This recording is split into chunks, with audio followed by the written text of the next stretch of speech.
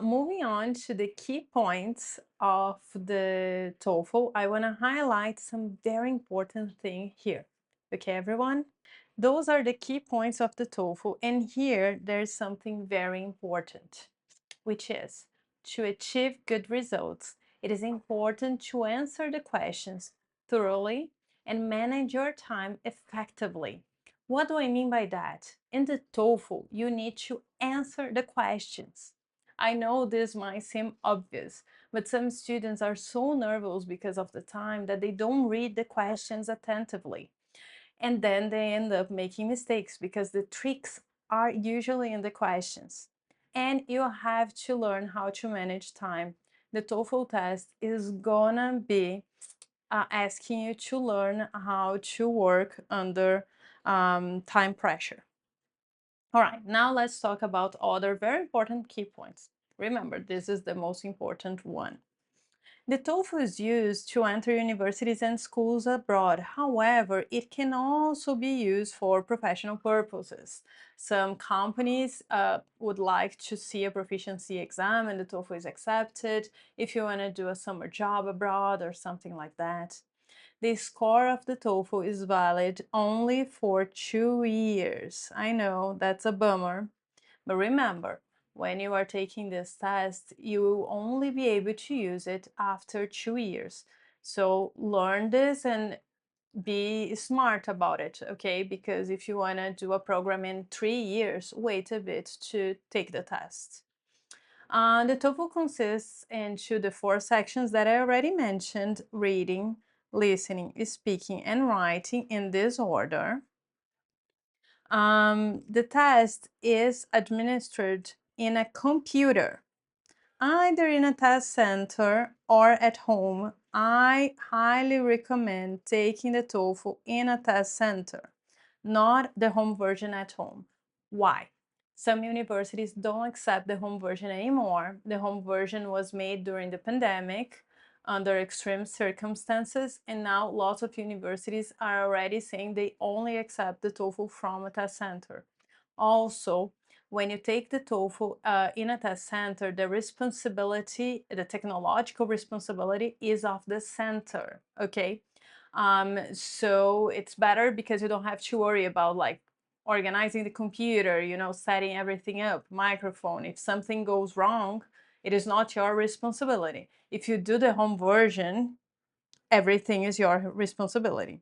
I don't recommend this one here. Each section of the test is scored from 0 to 30, and the total score goes from 0 to 120. Okay, I'll be talking a bit more about that later on. And the entire test will take approximately 2 hours. There are no breaks. In the past, there were breaks. Now it is a shorter test, so no breaks here. Okay, great. Moving on. Let's talk now a bit about the TOEFL scores in relation to the CEFR, the European Framework of Languages. And guys, here about the scores, it's very important for you to know the score you need, okay?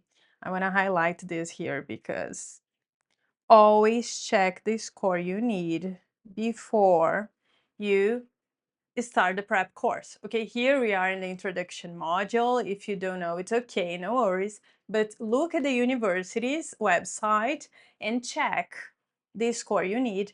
Some universities will give you like an overall score. So for example, they will ask you 95, but some universities will ask you an overall score and a score per section.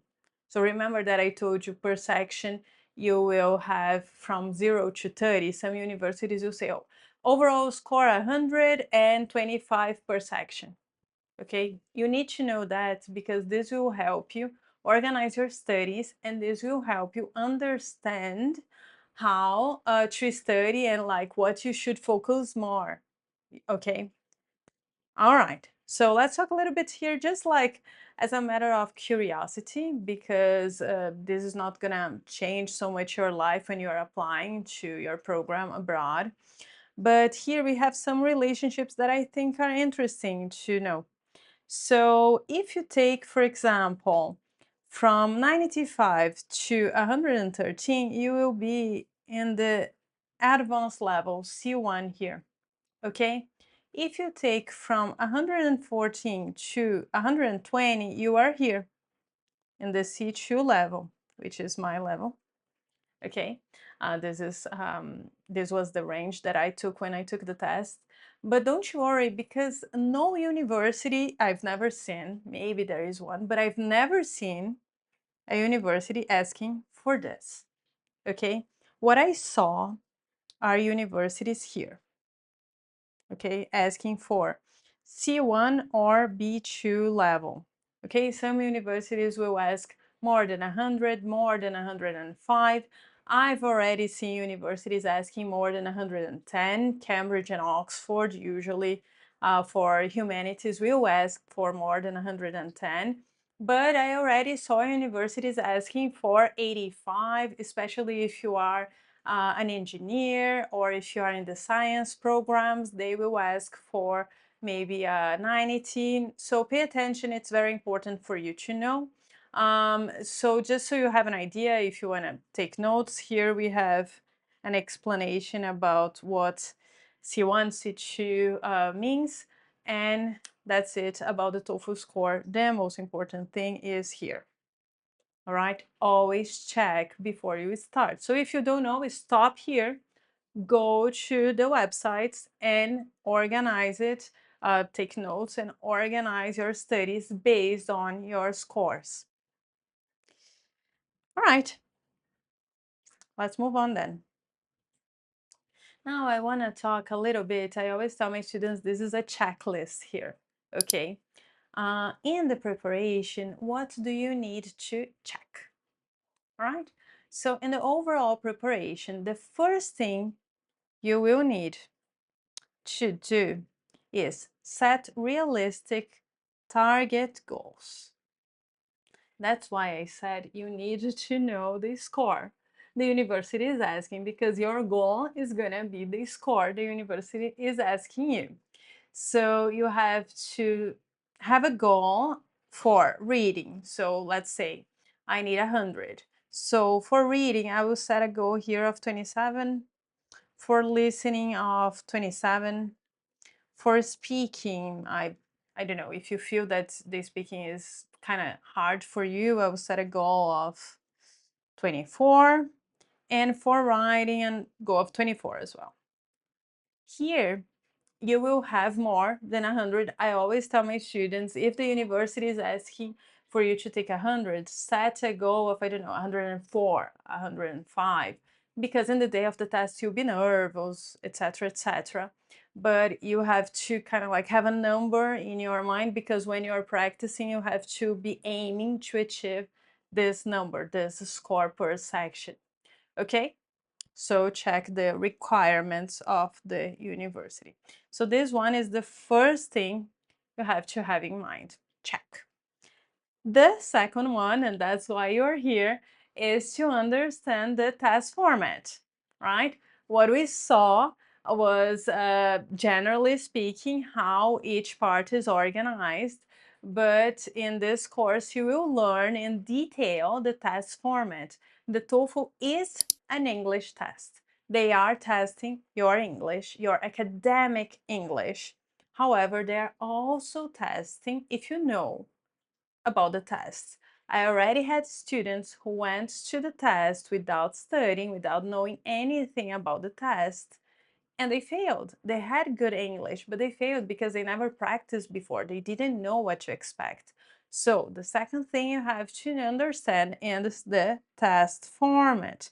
Familiarize yourself with the number of questions, with the time limit, with the types of questions, how the sections are organized, the order, okay?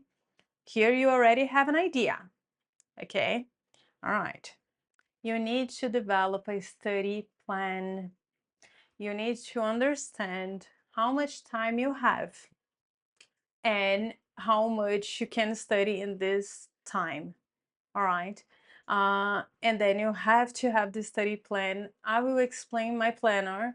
I will explain how you can study for the test in 21 days, how you can study for the test in 35 days, how you can study for the test in 60 days, okay? But you need to build your own study plan, okay?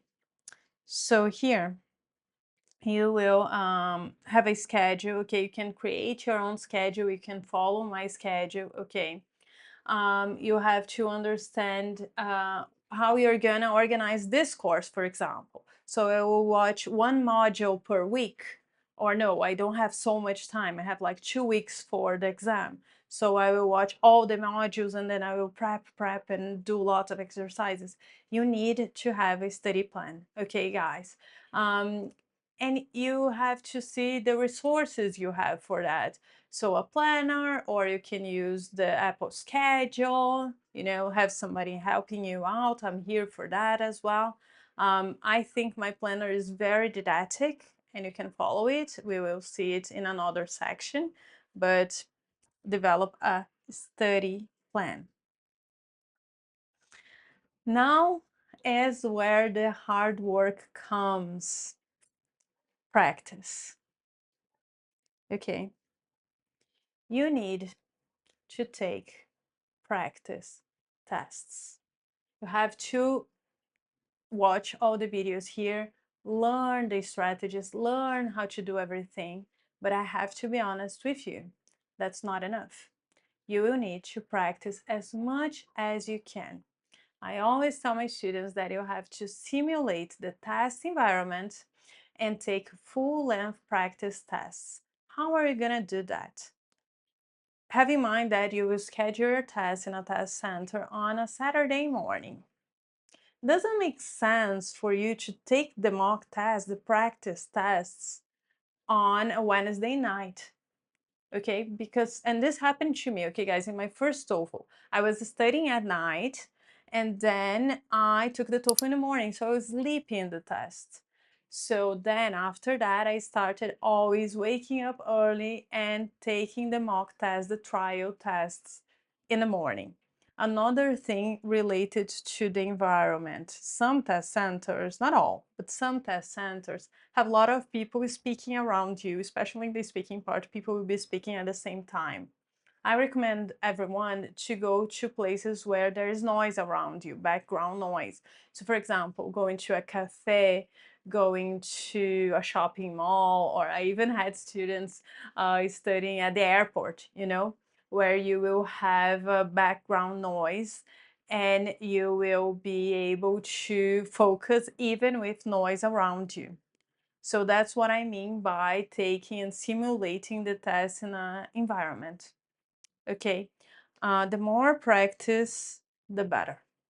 I'll keep talking this throughout this whole course. You'll listen teacher Anna saying practice makes progress.